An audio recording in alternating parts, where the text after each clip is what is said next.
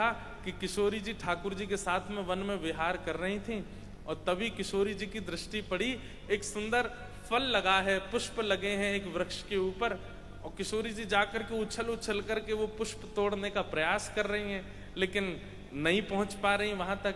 श्याम सुंदर दूर खड़े खड़े देख रहे थे। किशोरी जी बोली, देखते ही रहोगे दूर खड़े खड़े, न्यो ना कि नेक आए करके या कुछ नेक डाल को झुकाए दो, मैंने पुष्प ले लूं, फल ले लूं, बस दूर खड़े खड़े दतुइयां दिखा रहे हो अपनी। ठाकुर जी बोले, नहीं हम देख रहे कि नेका तुम प्रयास करके देख लो श्यामाजू, फिर मैं आऊं। बोले मोते ना हेरो, आओ जल्दी, या को दो मुंह को ये पुष्प चाहिए, अपने केशन में सजाऊंगी, और फल चाहिए पाऊंगी। ठाकुर जी बोले मैं आऊं। इतने में ठाकुर जी आए, और ठाकुर जी ने डाल पकड़ करके नीचे झुकाए दे, लो श्यामाजू तोड़ लो पुष्प। किशोर जी उसमें से पुष्प तोड़न लगी, फल जैसे तोड़न लगी तो फल इतना भारी है कि वो आ नहीं रहे हो, तो ठाकुर जी बोले ऐसे नहीं, डाल पकड़ करके फल तोड़ो। तो किशोरी जी ने भी डाल पकड़ी, जैसे ही फल तोड़न लगे, इतने में ठाकुर जी ने अपने हाथ से डाल छोड़ दी, और किशोरी जी ने कस के पकड़ रखी, तो जैसे ही डाल ऊपर गई, किशोरी जी भी बाकी संग में लटक गई ऐसे ऊपर ठाड़ी है गई। ठाकुर जी बोले हाँ ऐसे ही रहो, आप ऐसे ही दिखता रहूंगा।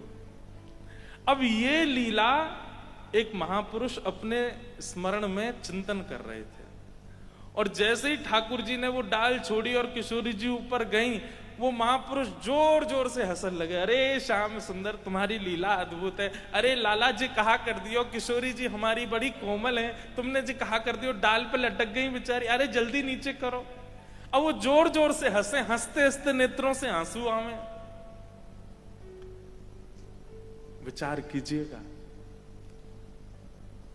इधर देखो, विचार कीजिएगा।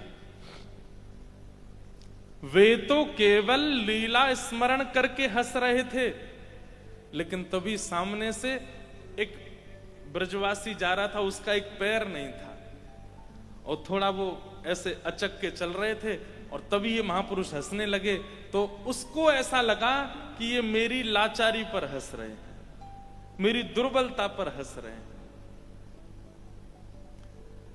उनके मन में जैसे ये भाव आया, मेरी दुर्बलता पर हंस रहे हैं, इतने में ही उन महापुरुष के चित्त में किशोरी जी ऐसी डाल पे खड़ी हैं और ठाकुर जी नीचे से हंस रहे हैं। बस यही दृश्य दिखते दिखते दिखते ठाकुर जी और किशोरी जी अंतर्ध्यान हो गए। क्यों अंतर्ध्यान हुए? क्योंकि वैष्णव अपराध बन गया।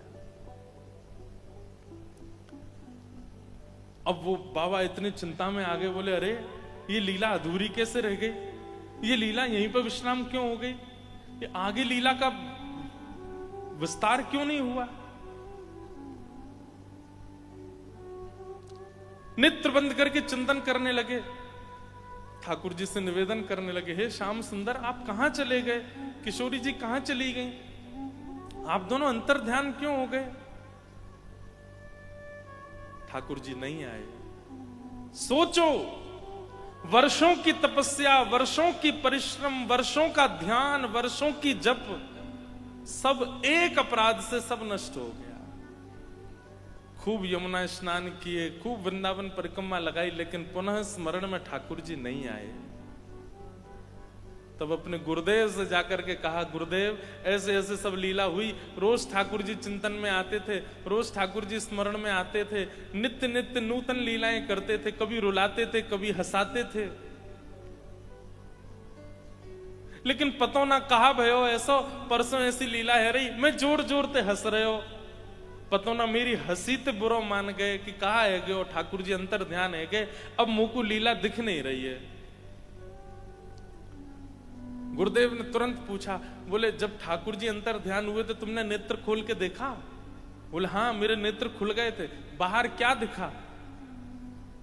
बोले गुरुदेव कुछ नहीं, मैं बैठा था बस यही, और कुछ नहीं। बोले कोई व्यक्ति दिखा आसपास?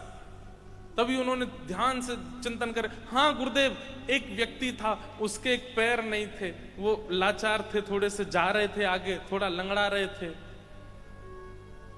गुरुदेव बोले हो ना हो, तुम्हारी उस क्रिया से, तुम्हारी उस हंसी से उनको ऐसा लगा होगा कि तुम उनकी लाचारी पर हंस रहे हो, और वो कहीं ब्रजवासी होंगे, कोई वैष्णव होंगे, उनके बुरा मानने से ठाकुर जी तुम्हारे हृदय से प्रस्थान कर गए। जब तक वो तुम्हें क्षमा नहीं करेंगे तब तक ठाकुर जी नहीं आएंगे। क्या करूं गुरुदेव? बोले भंडारा करो, सबको निमंत्रण दो, और जितने वैष्णव आमे, इसके दो ही उपाय हैं, या तो जिसके प्रति अपराध बना है वो तुम्हें क्षमा करे, और यदि वो तुम्हें अब नहीं मिल सकते हैं तो उनके बदले कम से कम 100 महापुरुष तुमको क्षमा करें, तब जाकर के वैष्णव अपराध दूर होगा।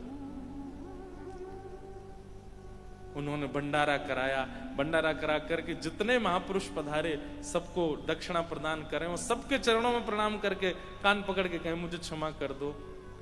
अब जैसे वो कहें क्षमा कर दो तो महापुरुष, अरे तुमने कुछ किया ही नहीं, क्षमा क्यों मांगते हो, इधर आओ।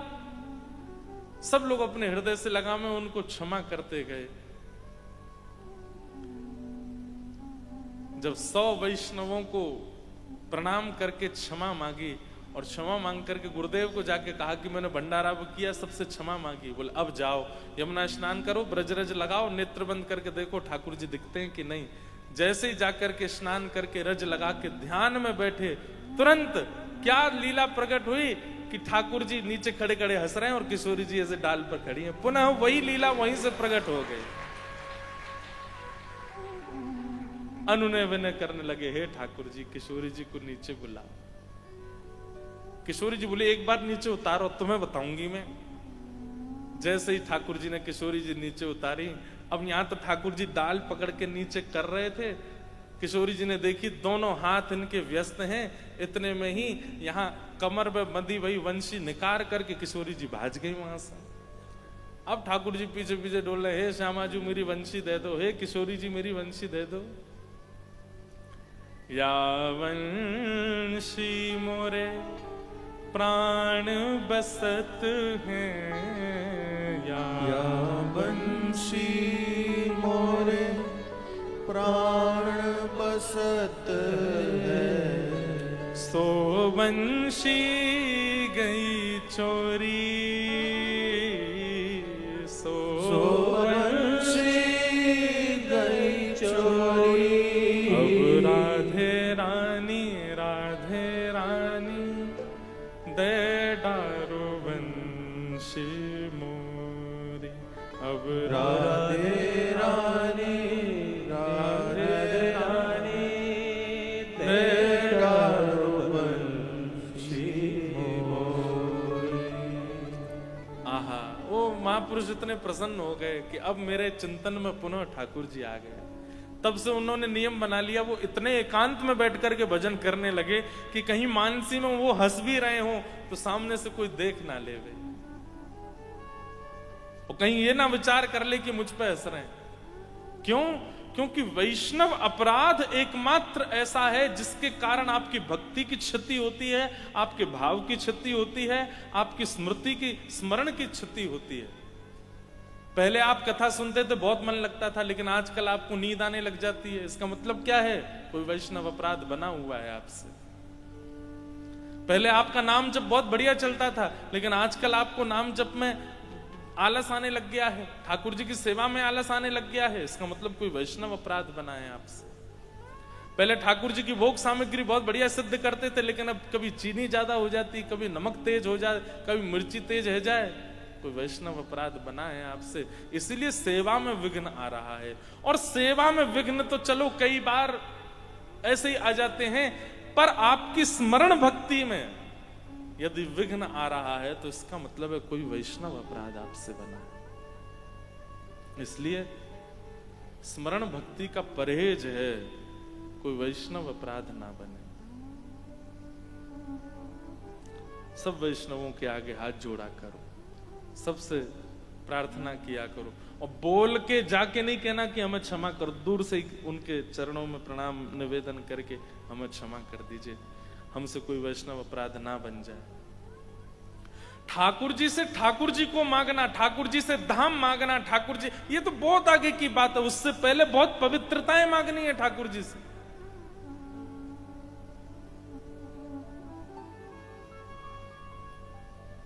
ऐसे भाव। तो स्मरण भक्ति में परहेज क्या है? कोई वैष्णव अपराध ना बने। स्मरण भक्ति में दूसरा परहेज अन्न की शुद्धि, क्योंकि जैसा खाओ अन्न वैसा होवे, और मन ही शुद्ध नहीं होगा तो स्मरण कैसे शुद्ध होगा। इसलिए अन्न की शुद्धि, केवल वो पाना है जो ठाकुर जी को भोग लगता है। जो ठाकुर जी को निवेदित नहीं हो सकता उसका आस्वादन नहीं करना है। हमारे ब्रज में एक संत थे, भोजन के बड़े शौकीन थे। जब अपने गुरुदेव से दीक्षा ली उन्होंने, तो गुरुदेव से कहा, गुरुदेव मुझे कुछ आज्ञा दे दो। तो गुरु जी ने भी ऐसी आज्ञा दी। बोले क्या? बोले केवल रोटी मठा से पाओगे आज के बाद, वो भी भिक्षा लेके। संत के तो हाथ पांव, वो जो नए नए संत बने थे हाथ पांव कांप गए उनके। बोले गुरुजी और जो चाहो कह दो, भोजन का तो कम से कम ये बोल दो कि बढ़िया पाया करूं मैं, बढ़िया पनीर की सब्जी बने, गड्ढे की सब्जी बने, मिर्ची बड़ा बने। जोधपुर का मिर्ची बड़ा।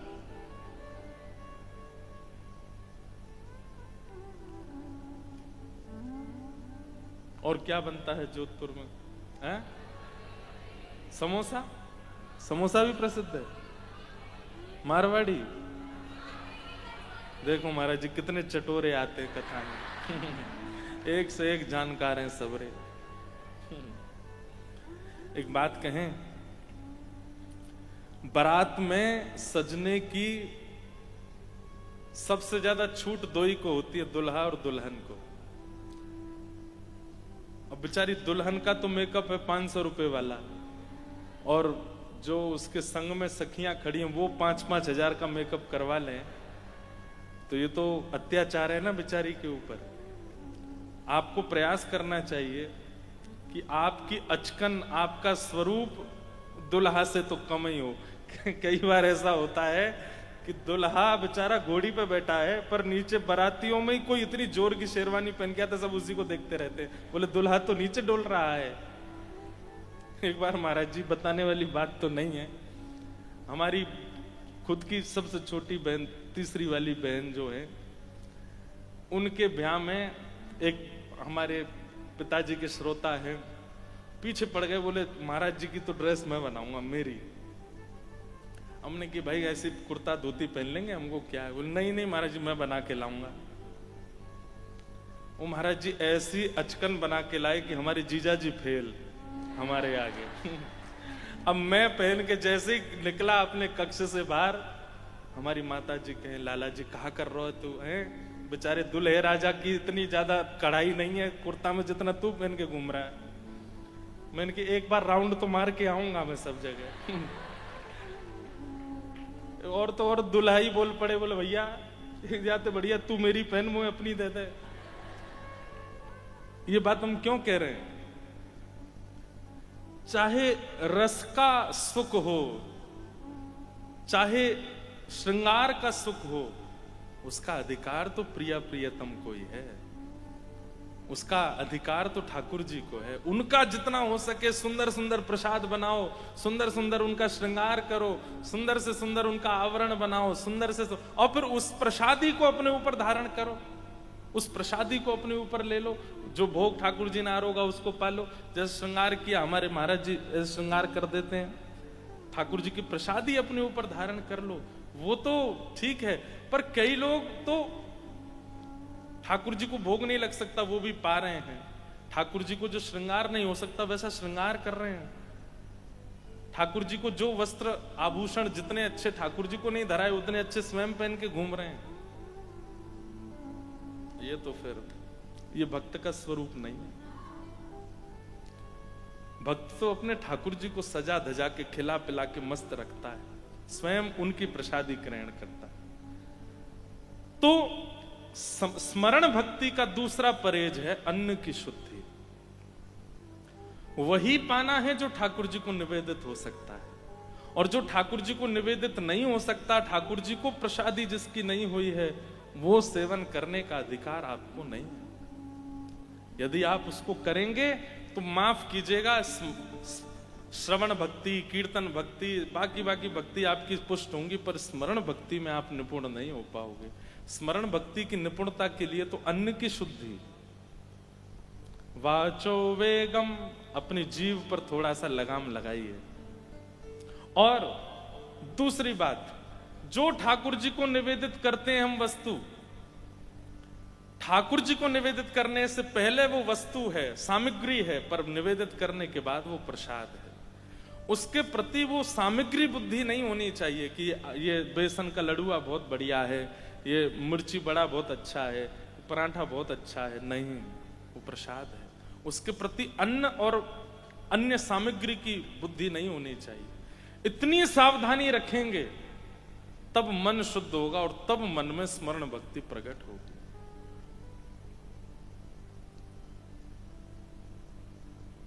अन्न की शुद्धि, अन्न की शुद्धि और वैष्णव अपराध, ये दो परहेज हैं स्मरण भक्ति में। अगर ये दो किए जाएं तो निपुणता है। अब तीसरी बात, स्मरण भक्ति के आचार्य प्रहलाद जी, स्मरण भक्ति के परहेज, वैष्णव अपराध और अन्न की शुद्धि, वैष्णव अपराध से बचना और अन्न की शुद्धि रखना। अब स्मरण भक्ति के ठाकुर कौन है? बहुत रात भर विचार किया महाराज जी कि स्मरण भक्ति के ठाकुर कौन से हैं, स्मरण भक्ति के ठाकुर जी कौन से हैं। परंतु मन में विचार आया, स्मरण भक्ति के ठाकुर नहीं है, ठकुरानी है। स्मरण भक्ति की तो ठकुरानी है हमारी किशोरी जी, हमारी लाडली जी, हमारी राधा रानी। हे सुन राधिका दुलारी, सुन राधिका दुलारी, तेरे द्वार का भिकारी, द्वार का भिकारी, तेरे श्याम का पुजारी,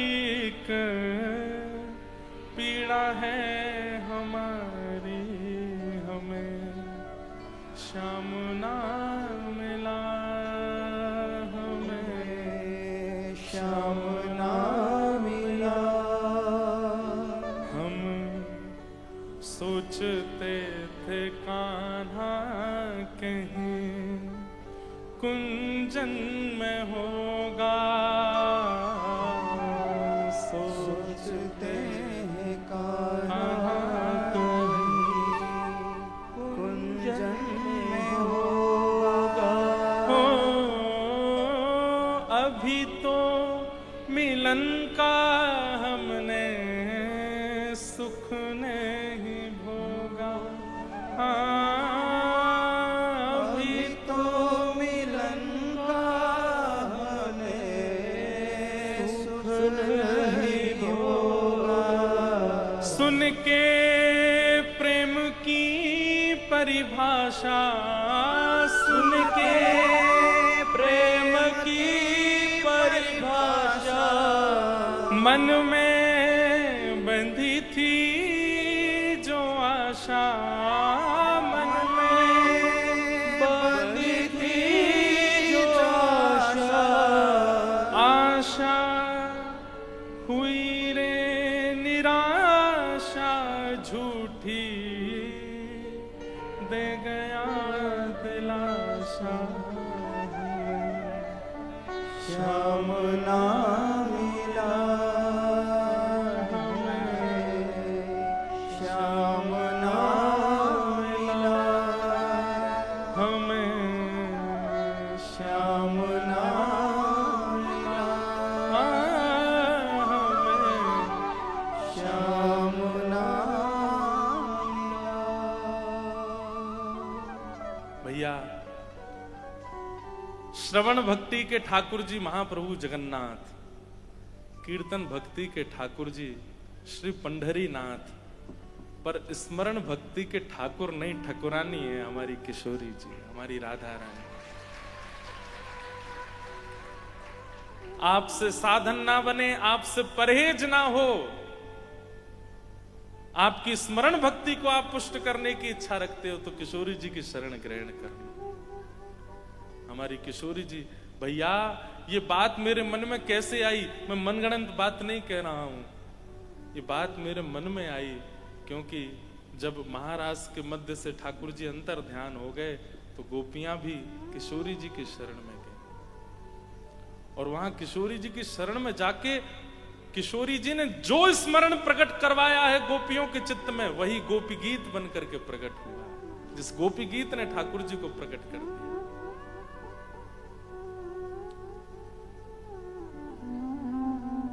गोपियां क्या कर रही हैं? वह स्मरण प्रकट कर रही हैं, वो स्मृतियां प्रकट करके ठाकुर जी से कह रही हैं जो उनके साथ घट चुकी है। और वही स्मरण जब गाया गया और गाते गाते गाते जब रुदन हुआ तभी श्याम सुंदर प्रकट हुए। इससे ये बात पुष्ट होती है कि स्मरण भक्ति के ठाकुर नहीं ठकुरानी है। स्मरण भक्ति की ठकुरानी हमारी किशोरी जी है, हमारी लाडली जी है, श्री राधा रानी।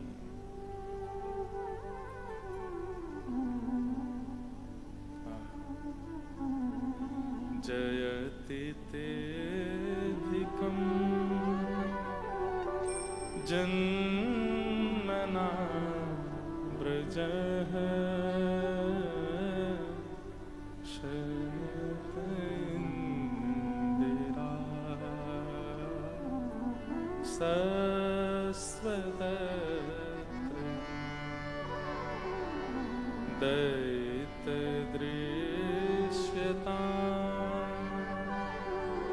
दीक्षुतावक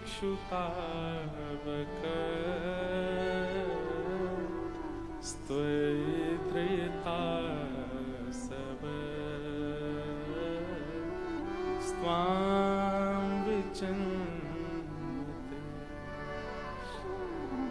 अरे किशोरी जी का तो स्मरण ऐसा है कि जब उद्धव गए वृंदावन और सब गोपियां अपने अपने स्वप्न बता रही थी राधा रानी को, हे किशोरी जी, श्याम सुंदर जब ते वृंदावन ते गए हैं तब ते हमारे स्वप्न में कोई गोपी के पीछे पीछे दौड़ते नजर आमे, कोई गोपी की मटकी उठाते नजर आमे, कोई गोपी के घर माखन चोरी करते नजर आमे, कोई गोपी को श्रृंगार करते नजर आमे। सब गोपियां अपना स्वप्न बता रही हैं कि हमारे रात्रि स्वप्न में ठाकुर जी ऐसे आते हैं।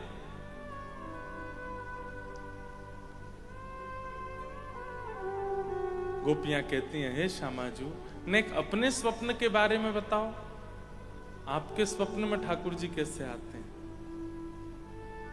किशोरी जी प्रसन्न होकर के और थोड़े मंद मंद मुस्काते हुए कहते हैं, अरे तुम सबरी गोपी कितनी भाग्यशाली हो कि तुम सबके स्वप्न में श्री कृष्ण आवे। पर मैं तो कहा बताऊं, जाद नाते श्याम सुंदर वृंदावन छोड़ के गए, मेरी बैरिणी निद्रा भी उन्हीं के संग चली गई।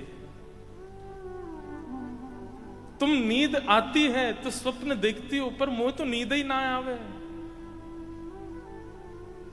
स्मरण भक्ति मतलब वो व्याकुल कर देती है, तब भोजन की इच्छा नहीं रहती, तब पान की इच्छा नहीं रहती, कुछ कहीं जाने की इच्छा नहीं होती, पर हम पा भी लेते हैं, हम खा भी लेते हैं, हम चले भी जाते हैं। इसका मतलब स्मरण भक्ति पुष्ट नहीं। किशोरी जी की स्मरण भक्ति तो देखो, 100 वर्ष बाद जब ठाकुर जी मिलते हैं कुरुक्षेत्र में, तब रुक्मणी जी किशोरी जी का दर्शन करने गई और दूध लेकर के गई हैं। जी के सन्मुख कहती हैं कि मैं आपके लिए उपहार में दुग्ध लाई हूं।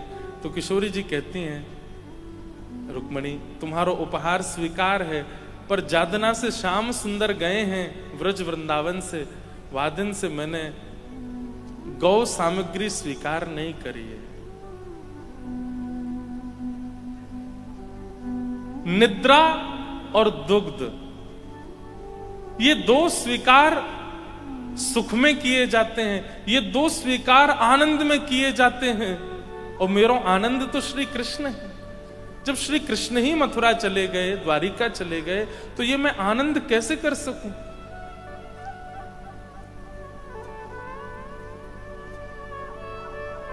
तभी रुक्मणी जी कहती हैं, हे किशोरी जी, ये दूध स्वयं द्वारिकाधीश ने आपके लिए भेजा है। जैसे ही सुनती हैं ठाकुर जी ने भेजा, तुरंत पात्र ले लेती हैं, मुख से लगा करके संपूर्ण दुग्ध का पान, आज 100 वर्ष बाद दुग्ध पान करती हैं, ठाकुर जी ने भेजा। और दूसरा प्रसंग आता है कि जब श्याम सुंदर मिलने के लिए आए ठाकुर जी से, प्रसंग बहुत वृहद हैं और बहुत अद्भुत हैं। मैं ज्यादा उसमें प्रवेश नहीं कर रहा हूं, केवल सांकेतिक रूप से कह रहा हूं। जैसे ही ठाकुर जी आते हैं ना किशोरी जी के शिविर में कुरुक्षेत्र में,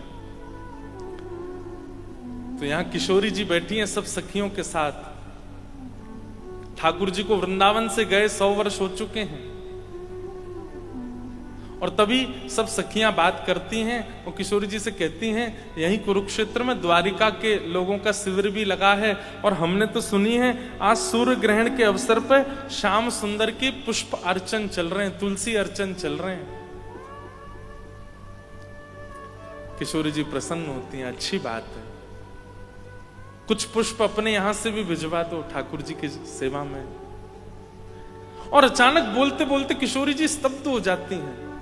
सब सखियां कहती हैं, श्यामाजू आप कछु कह रही, कहा भयो? किशोरी जी कहती हैं कि अभी व्यार चली और जो हवा आई है ना बाहर से, वाह वायु में श्याम सुंदर के अंग की सुगंधी आ रही है। अरे विशाखा ने जाके देखियो कहीं श्याम सुंदर तो नहीं आ रहे हैं। विशाखा जी बोली, हे लाडली जी, आपको तो ऐसी व्यार कितनी बार अनुभव हो चुकी हैं, पर हर बार हम देखवे जामे श्याम सुंदर नहीं। अरे उनको तो पुष्प अर्चन चल रहा है, तुलसी अर्चन चल रही, वो कैसे आएंगे यहाँ पे? किशोरी जी कह रही हैं, पर इस बार की सुगंधी पूर्ण रूपेण वैसी है जैसी श्याम सुंदर के अंग की है, एक बार जाके देखना कहीं श्याम सुंदर आ रहे हैं। विशाखा जी जाकर के जैसे ही पर्दा हटाती हैं तो देखती हैं कि श्याम सुंदर चले आ रहे हैं, द्वारिकाधीश किशोरी जी की तरफ आ रहे हैं।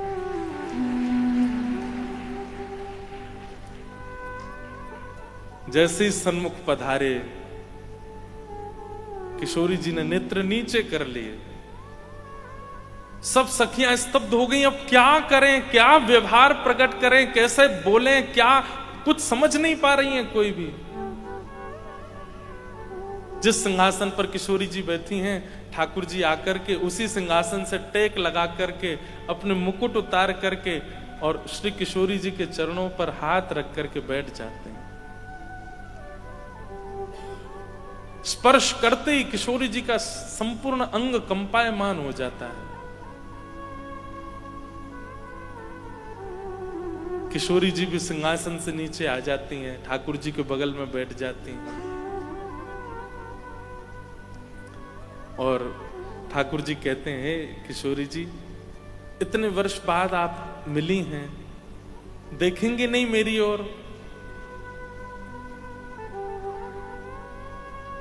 किशोरी जी कह रही हैं कि तब के देखे श्याम सुंदर तो चित्त से अभी तक निकल नहीं पाए, अब अगर देखूंगी तो फिर आगे स्थिति कैसी होगी, या भय से मैं नहीं देख रही। ठाकुर जी ने ठोड़ी पर हाथ रख के अपनी ओर मुख किया और किशोरी जी जैसे ही ठाकुर जी को देखती हैं नेत्र सजल हो जाते हैं। थोड़ी देर तक निहारने के बाद किशोरी जी इशारा करती हैं, हे ललता विशाखा, श्रृंगार पेटिका लेके आओ। और श्रृंगार पेटी आते ही किशोरी जी ठाकुर जी का जो द्वारिकाधीश भेष में हैं, उन्हीं द्वारिकाधीश का अब ब्रज के नंदन के रूप में श्रृंगार करती हैं। वैसी कटकाचनी पहनाती हैं, वैसी गुंजा माला पहनाती हैं, कमल के हार पहनाती हैं, कानन में सुंदर मकराकृत कुंडल धारण कराती हैं, सिर से मुकुट उतार करके पाग बांधती हैं, पाग बांध करके मोती पधराती हैं, सिर पर मोर पिच्छ धारण कराती हैं, सुंदर चंदन से पत्रावली बना करके खूब सुंदर कपोल तक का श्रृंगार कर देती हैं। अपने सुंदर नेत्रों से अंजन लेकर के ठाकुर जी के नेत्रों में पधराती हैं। और वही द्वारिकाधीश जो थोड़ी देर पहले राजकीय वेशभूषा में दिख रहे थे, किशोरी जी के स्पर्श है तई अब फिर से नंद नंदन ब्रज और चंदन जैसे दिखने लगे, ब्रज के ठाकुर जी के रूप में प्रकट हो गए।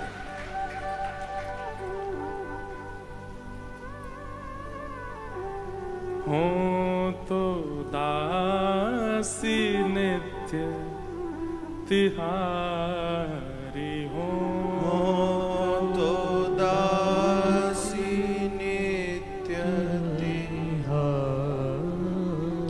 हमारे भाई जी महाराज षोडश गीत में किशोरी जी का भाव उद्गार प्रकट करते हैं ठाकुर जी के लिए।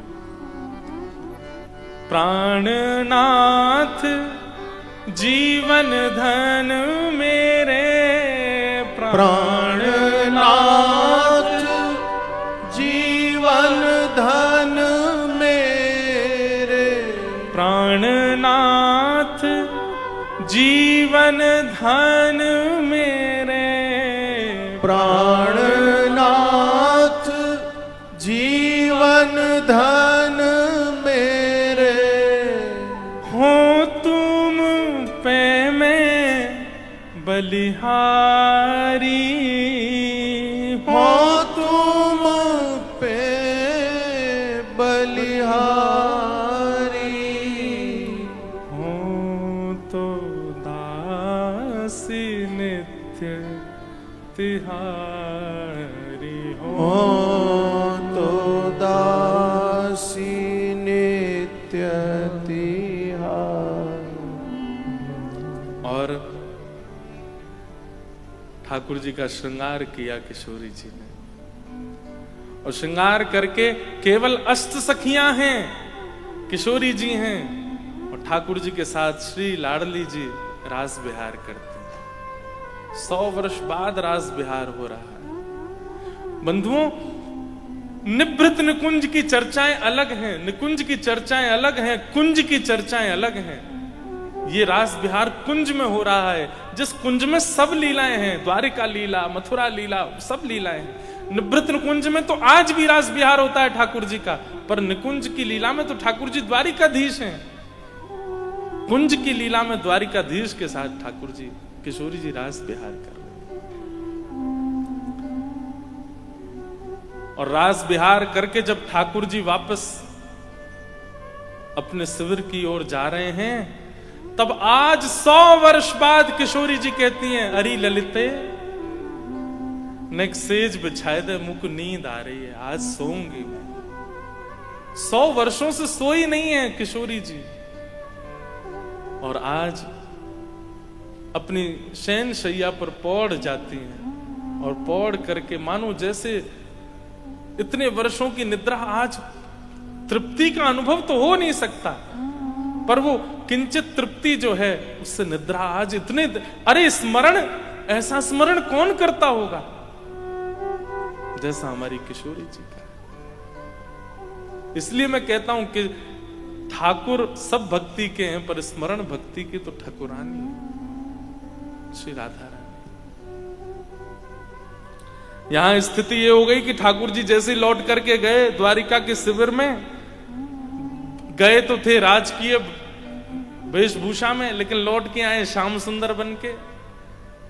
महाराज, आज तक रुक्मणी आदियों ने ठाकुर जी का राजाधिराज स्वरूप देखा था, लेकिन आज जैसे ही ब्रज के लाला को स्वरूप देखो है, आज रुक्मणी जी समझ गई कि ब्रज की गोपियां और श्री किशोरी जी क्यों ब्रज के श्री ठाकुर जी का स्वरूप बरहा पीड़म नटवर वपुः कर्णयो कर्णकारम विव्रत वासः कनक कपिसम वैजयंतीम च मालाम, उस स्वरूप पर इतनी आसक्ति क्यों है सबकी, आज देख लिया किशोरी जी। रुक्मणी जी ने वो दर्शन किया। ऐसी हमारी श्यामा जी, हमारी लाडली जी, निवृत्त निकुंज में तो एक क्षण के लिए भी ठाकुर जी से दूर नहीं होती, निकुंज में भी दूर नहीं होती, पर कुंज में तो जगत लीला है ना, उस जगत लीला में तो द्वारिका जाते हैं ठाकुर जी, मथुरा जाते हैं, और ये वियोग संयोग की स्थिति बनती है। तो वहां स्मरण भक्ति की ठाकुरानी है हमारी किशोरी जी, हमारी लाडली जी। इसलिए भैया स्मरण भक्ति यदि पुष्ट करनी है, मोहे तो भरोसो है तेरो रे किशोरी राधे। मोहे तो भरोसो है तेरो रे किशोरी राधे। मोहे तो भरोसो है तेरो रे किशोरी राधे। मोहे तो भरोसो है तेरो ही किशोरी राधे। हाँ मोहे तो भरोसो है तेरो री किशोरी राधे। मोहे तो भरोसो है तेरो री किशोरी राधे। मोहे तो भरोसो है तेरो री किशोरी राधे। मोहे तो भरोसो है तेरो ही किशोरी राधे।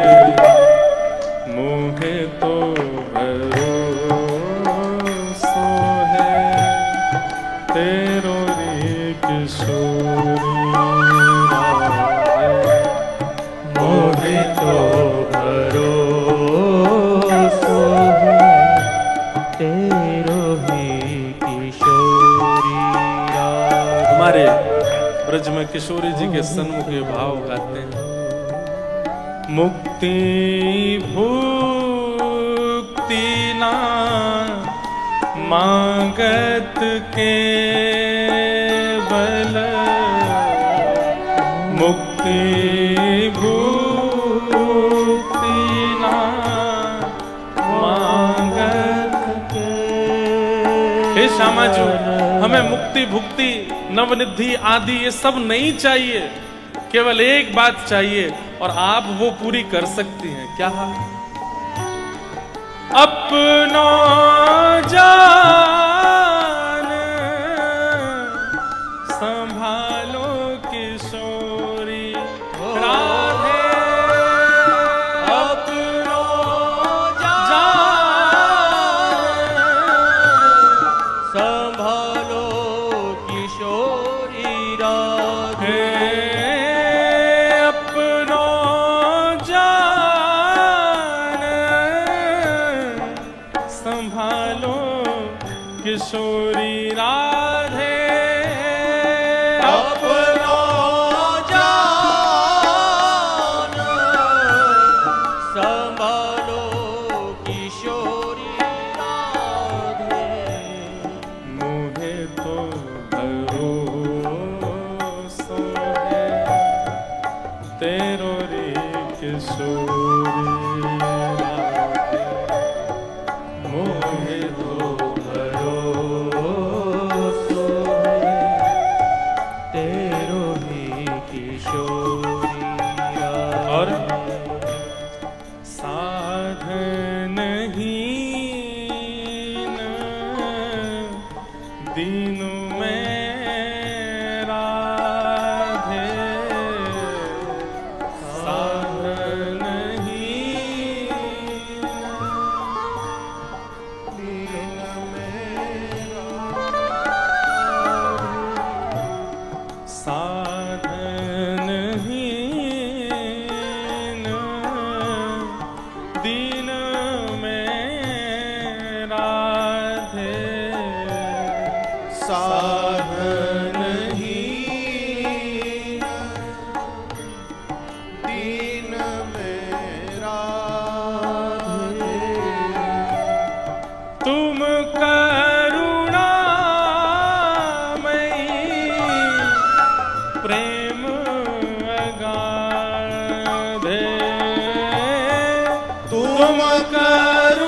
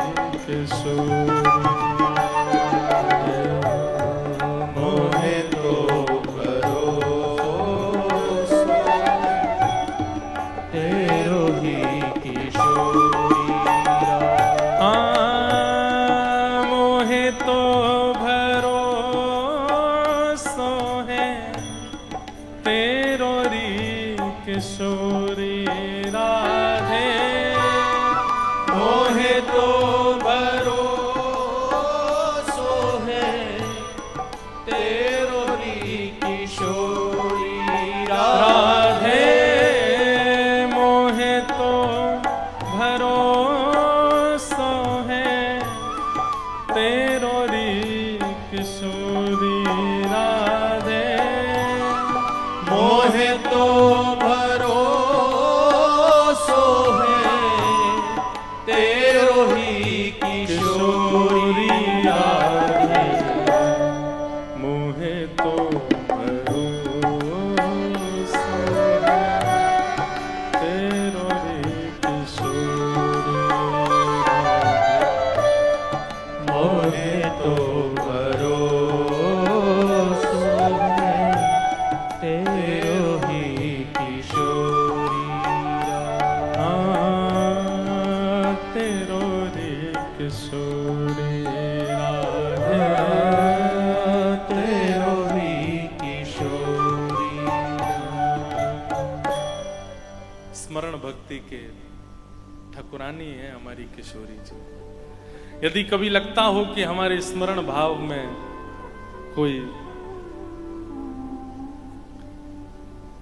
कहीं कोई कमी है, कोई चूक है, तो किशोरी जी के स्मरण भाव को पूर्ण करो। नवदा भक्ति के इन 3 श्रवणम कीर्तनम विष्णु स्मरणम पाद सेवनम अर्चनम वंदनम दास्यम सख्य आत्मनिवेदनम 3 भावों को कहने का अवसर मिला। आज स्मरण भक्ति के विषय में कुछ भाव कहे हैं, आप सब लोग उस पर ध्यान रखिएगा केंद्रित। और अभी जो शेष 6 भक्ति हैं उन पर चर्चा कल से मलुकपीठ वाले महाराज जी एवं हमारे श्री राधा कृष्ण जी महाराज करेंगे। आप सब लोग उसका श्रवण कीजिएगा। हमारे बाप जी महाराज के इस 50 वर्ष विरक्त वेश धारण महोत्सव को हम आप सब लोग मना रहे हैं। मुझे सेवा का अवसर मिला, उसके लिए महाराज जी को, बाप जी को बहुत बहुत धन्यवाद। और महाराज जी की आज्ञा तो थी कि आप पूर्ण 9 के ही बता जाओ, परंतु हम अधूरा ही छोड़ के जा रहे हैं ताकि पूरा करने दोबारा फिर से जोधपुर आवेंगे। आप सब लोगों को बहुत बहुत जय श्री कृष्ण। जोर से बोलो जय श्री कृष्ण, जय सिया राम, जय श्रीमन नारायण, राम जी राम, जय जय श्री राधे।